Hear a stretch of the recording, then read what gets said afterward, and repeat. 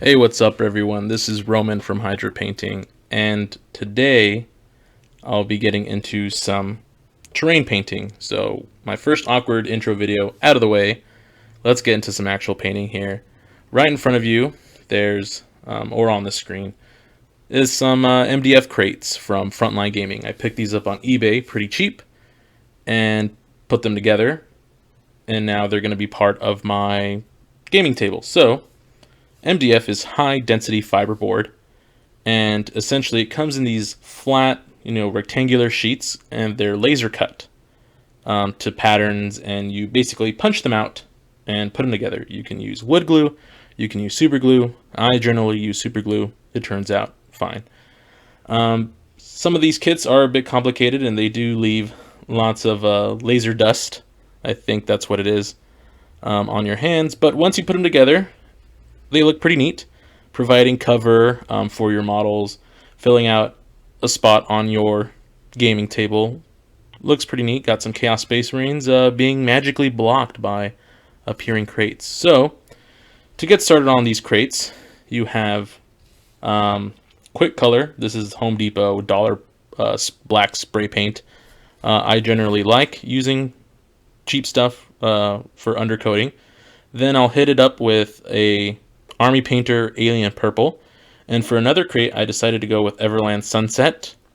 Or Averland? I don't know. But I'll have a purple crate and a yellow crate. And it's very important to use sprays, very cheap sprays for the base coat, because MDF, it's wood, so it soaks up lots of paint.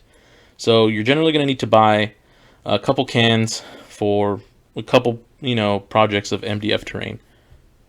So now that the undercoats are finished, I have my purple crate here. I hit it with a lighter magenta spray. It's a little shiny, but dull coat after will fix that.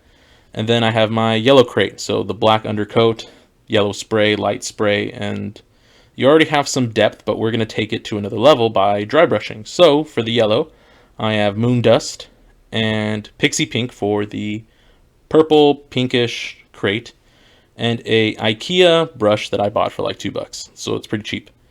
Came in a set.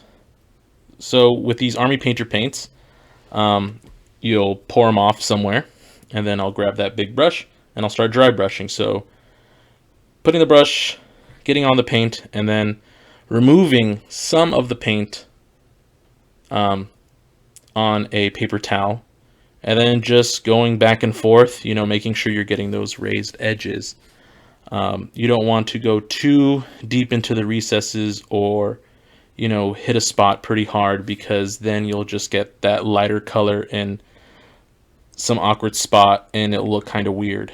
So it's very important just to go to the raised edges of the, piece of terrain, this crate that I'm painting, or anything that you paint, and just go back and forth. Couple quick strokes, or circular motions kind of helps. And dry brushing is a super easy and quick way to essentially give highlights to your model or piece of terrain in this instance. So just going back and forth, I would suggest getting a cheap big brush for dry brushing, especially terrain. And it can be something fancy. I know Army Painter has these cool dry brush brushes. Makeup brushes are pretty awesome as well. And any just cheap large brush, I wouldn't recommend like the giant painting brushes for like walls and stuff, but anything big, definitely go for it. Like I said, these IKEA brushes were like really cheap. They were like $2, and it came with like 5 brushes, so I decided this would be pretty cool. We'll work on some terrain for my video. So, and yeah, here it is. Keep going with the dry brushing. Dry brushing is probably my favorite technique. A bit of a ramble. Again, quick, easy way to get some highlights without having to, get that tiny little brush and just go along edges. And it was one of the first techniques that I learned painting miniatures. So it's super cool to just go back into it, especially with terrain, just like mobbing big old buildings and stuff. And a quick dry brush generally does the job for most terrain, I believe. A lot of people like to do some washes or like to do little extra details like chipping and weathering, and that's awesome. But for me, it's all about getting this on the table for me and my friends on the weekend. So I generally skip most of the detail stuff. And, in my mind as well, when me and my friends play, on a Saturday, we play multiple games. We got pizza, we got chips, we got a couple of Pat's Blue Ribbons thrown around. So a lot of this terrain gets like knocked around, and it's not anything like on purpose, but it's just like accidental, and that would like scuff up really nice looking terrain. So I don't want to spend so much time on something knowing that it's going to be, potentially like stained or scratched up. So I think it's very important to kind of look at something, whatever you're doing, and kind of going, what is the purpose for, or like, what's my paint jobs? What am I going for? What's the purpose of this? So for this terrain, it's for my friends. It's for a nice looking table, painting it up, quick, easy, get it one day, paint it up, put it on the table on the weekend. So essentially for me, a quick dry brush is perfect for that. And I can always go back and maybe do some cool like graffiti or weathering, some rust. But for right now, I'll just do the dry brush and be a little happy with it. So now, going towards the yellow crate, got my Moon Dust, which is probably one of my favorite army painter paints. It's this like sick looking bright yellow, and just not slathering, that's the opposite of what I want to do, just getting those edges with my big old brush.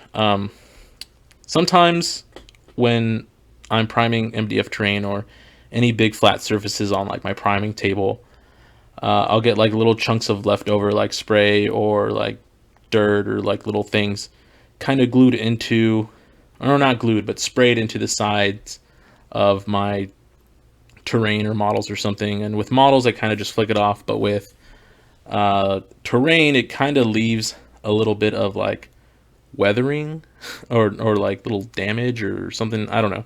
But I generally leave it on there, or like I'll scuff it up a little bit more. So I don't know if you can see that on some of these crates, but there'll be like little black patches or little like scuffs. And essentially that doesn't really bother me. Again, this stuff's going to see scratches and scuffs from just regular use for my gaming group.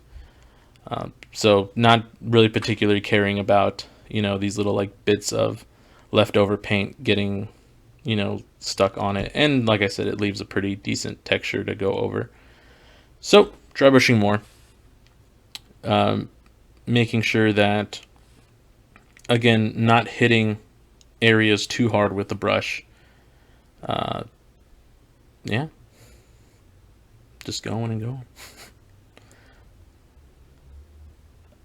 Most of my terrain is, like I mentioned, dry brushed.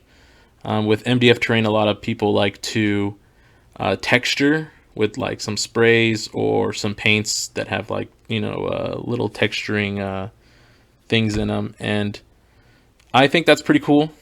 But for me, again, like I said, with just dry brushing and some of the raised edges on these pieces of terrain, I feel that that's not really needed. But you can go for it. I know there's a lot of cool texture sprays out there. And even just little bits of texture like on the corners or inside of like little crevices would look pretty cool, especially if you use any like rusting techniques that'll look corroded. So that's something I'd recommend if you want to like take MDF terrain or any terrain to another level. Washes and pigments to just make it look all cool and weathered.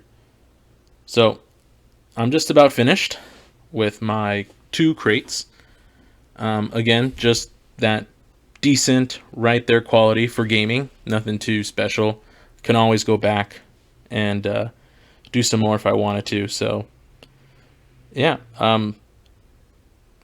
very important to seal with a like spray sealer, 2-3 coats for heavy play. And there's Gorky the Gorkonaut showing you kind of like the scale of how big these crates are. You know, they provide cover for your miniatures during battle, and overall just bring a table together. Terrain's super important. So yeah, that's about it. I appreciate you guys watching this video.